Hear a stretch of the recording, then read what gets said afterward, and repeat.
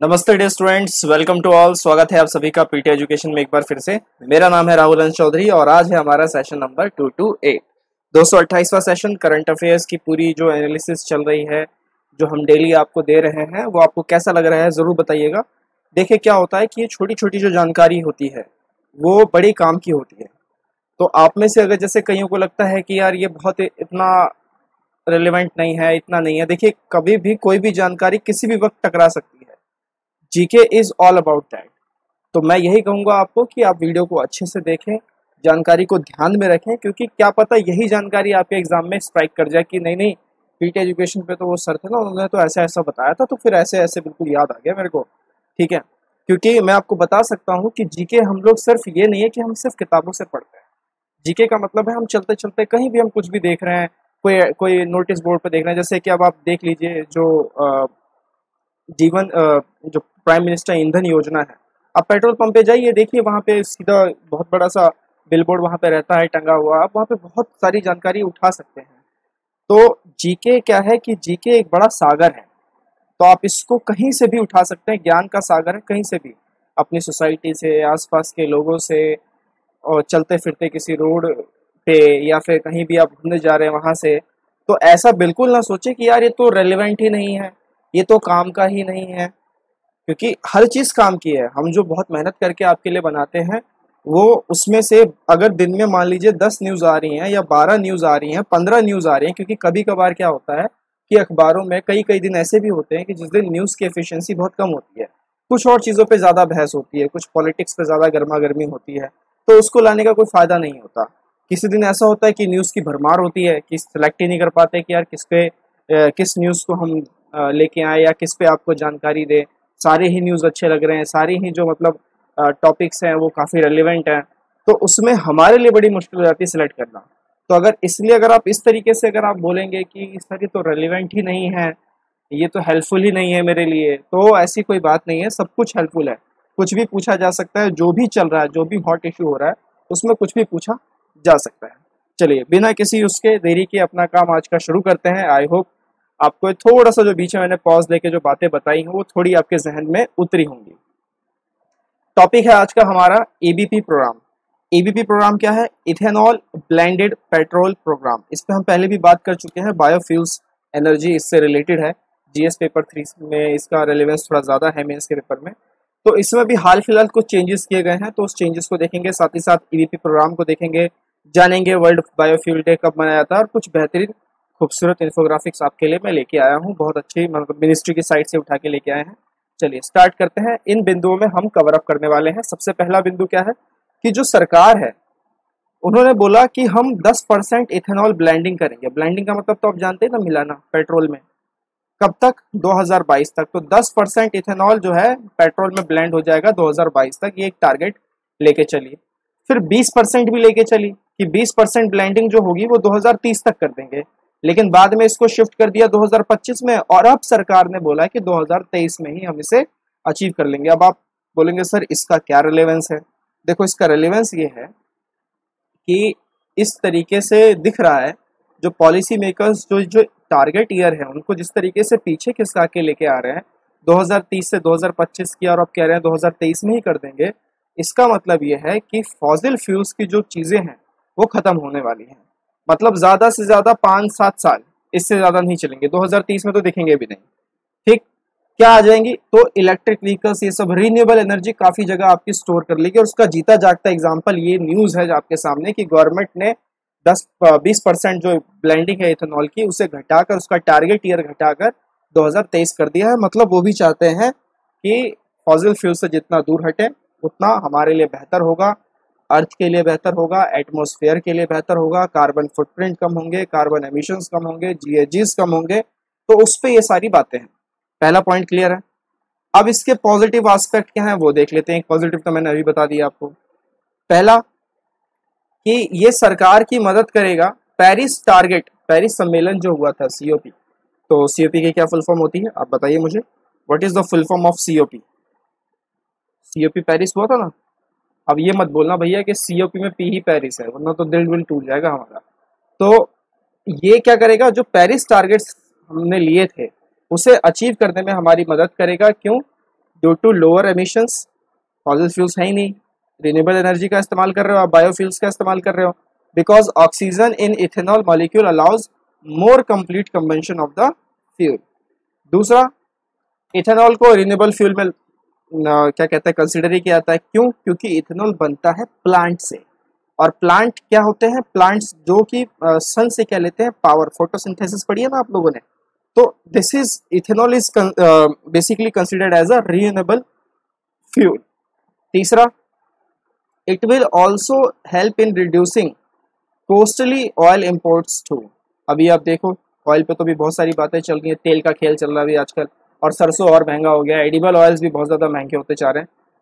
आपके लिए पहला सवाल, एडिबल ऑयल्स महंगे क्यों हो रहे हैं? क्या किसी में आप में से किसी को जानकारी है? तो ज़रूर शेयर करें हमारे साथ, थोड़ा हमारा भी ज्ञान बढ़ाएं। ठीक, तो ऑयल इम्पोर्ट्स जो बहुत महंगे महंगे ऑयल इम्पोर्ट्स है उसको भी ये कम करेगा।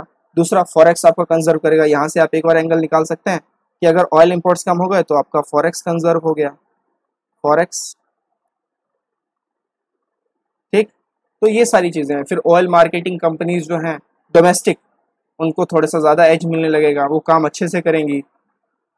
नेक्स्ट पॉइंट है, ethanol is an organic compound जो कि बनता है किससे?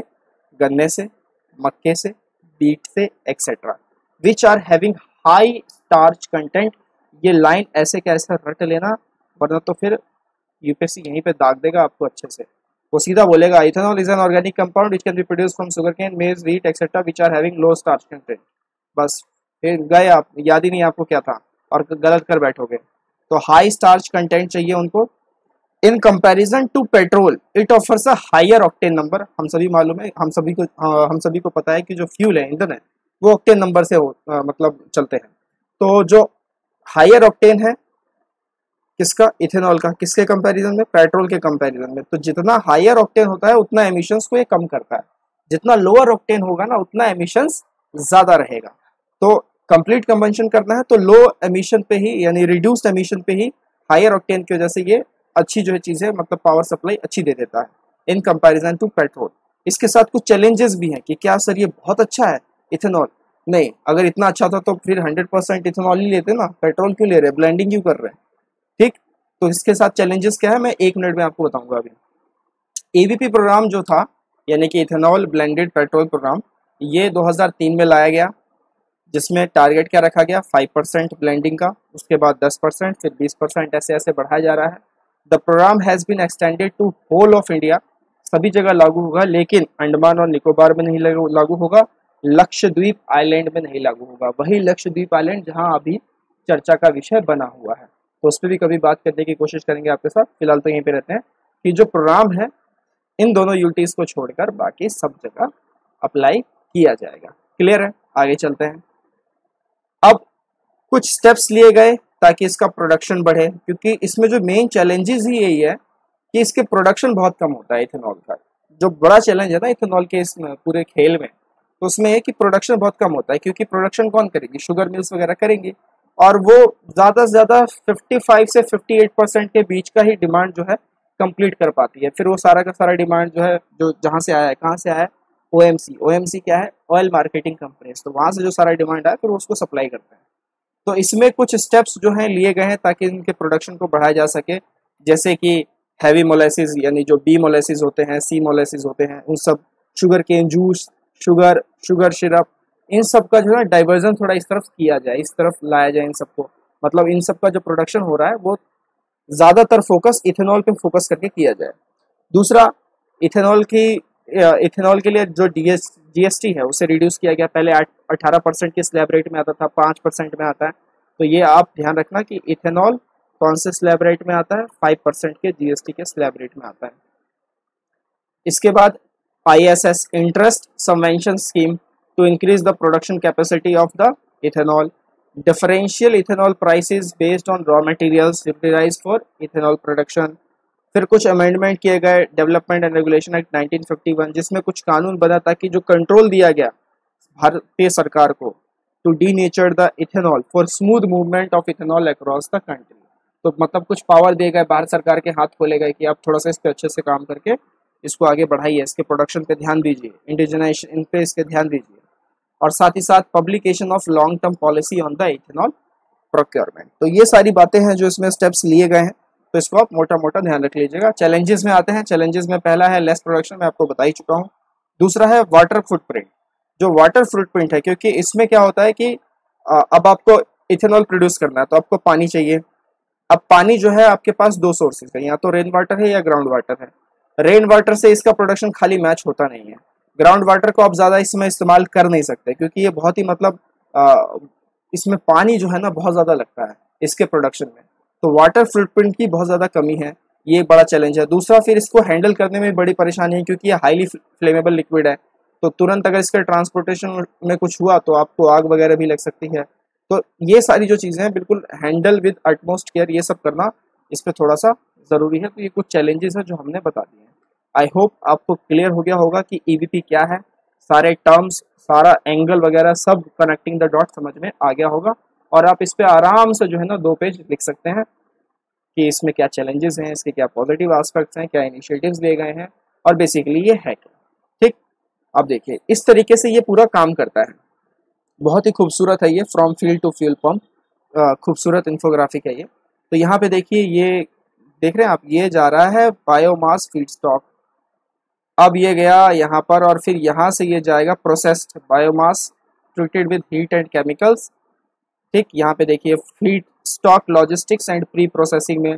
अब ये आ गए फैक्ट्री, इसमें enzymes break down biomass into sugars, biorefinery में आ गए। बायो रिफाइनरी के बाद ये यहाँ पर ethanol is purified and prepared distribution, और यहाँ से फिर microbes ferment sugars into ethanol, और यहाँ से देखिए डिस्ट्रीब्यूशन टू कंज्यूमर्स यहाँ से हो रहा है, फिर एंड यूज बाय कंज्यूमर्स। तो इस तरीके से from field to fuel pump, from field to fuel pump, इस तरीके से इसका जो है वो पूरा इस्तेमाल किया जाएगा। इन 4 स्टेप्स में ये काम करेगा।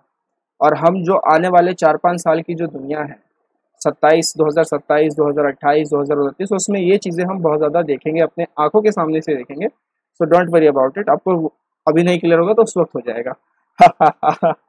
Next, waste usage abundant fuel and food and fuel. तो अब इसमें क्या है कि काफ़ी सारे वेस्ट यूसेज का इस्तेमाल किया जाता है। अगर आप वेस्ट को ही यूज़ कर लोगे तो फिर आपके पास जो फूड की जो क्राइसिस है वो नहीं होगी, फ्यूल भी सही मात्रा में रहेगा।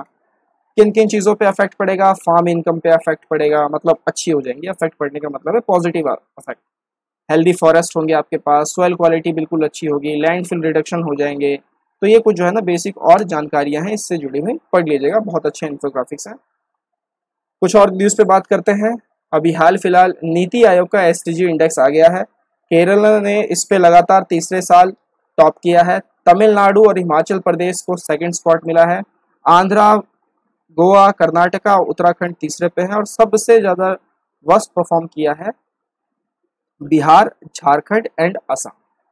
यहाँ आप देख सकते हैं बिहार, झारखंड एंड असम। उनके स्कोर्स को याद रखिएगा, जैसे केरला का स्कोर 75 याद रखिएगा और बिहार का स्कोर 52 याद रखिएगा। ये थोड़ा सा पूछ लेते हैं कई बार स्कोर वगैरह भी। तो ये रैंकिंग है, किसकी रैंकिंग है? नीति आयोग की। किस चीज़ की रैंकिंग है? एसडीजी इंडेक्स है, सस्टेनेबल डेवलपमेंट गोल्स इंडेक्स। तो इसको वीडियो को पॉज करके पढ़ लीजिएगा। What is heat wave? अब आप देख ही रहे कि थोड़ा इस बार जो है गर्मी हर साल के अकॉर्डिंग बहुत ही कम है, तो थोड़ा कूलर समर है। तो ये जो हीट वेव है, हीट वेव डेज उतने हैं नहीं जितने 2018, 19, 20 में लगातार ये राइज होते हुए दिखाई दे रहे थे, तो उतना इस बार नहीं है, इस बार डाउन दिखाया गया है। तो हीट वेव क्या है उसकी एक डेफिनेशन यहाँ पे लिख दी गई है, पढ़ लीजिएगा। साथ ही साथ कूलर समर के पीछे का रीज़न क्या है ये भी इस इन्फोग्राफिक में दे दिया गया है। तो बहुत अच्छा इन्फोग्राफिक था, मुझे लगा मैं सोचा आपके साथ शेयर करूँ। ठीक, चलिए। इकोनॉमी क्रैकर का कॉम्बो कोर्स आ रहा है 8 जुलाई से, करके दिखाएंगे कि स्पिरिट रखिए। 6 महीने की वैलिडिटी है, और भी बहुत सारे 4 फैंटास्टिक कोर्सेज हैं, खुद को एनरोल कराते चलिए। पीटी के सब्सक्रिप्शन कोर्सेज भी ऑन है, और साथ ही साथ एनुअल कंपाइलेशन भी बुक स्टोर पे आ चुकी है। डाउनलोड कीजिए, पढ़िए, रिवाइज कीजिए, जितना हो सके उतना पढ़ते रहिए, पढ़ना अच्छी बात है। इसी तरीके से हम मिलते रहेंगे, बढ़ते रहेंगे। टिल देन टेक केयर, नमस्ते, जय हिंद।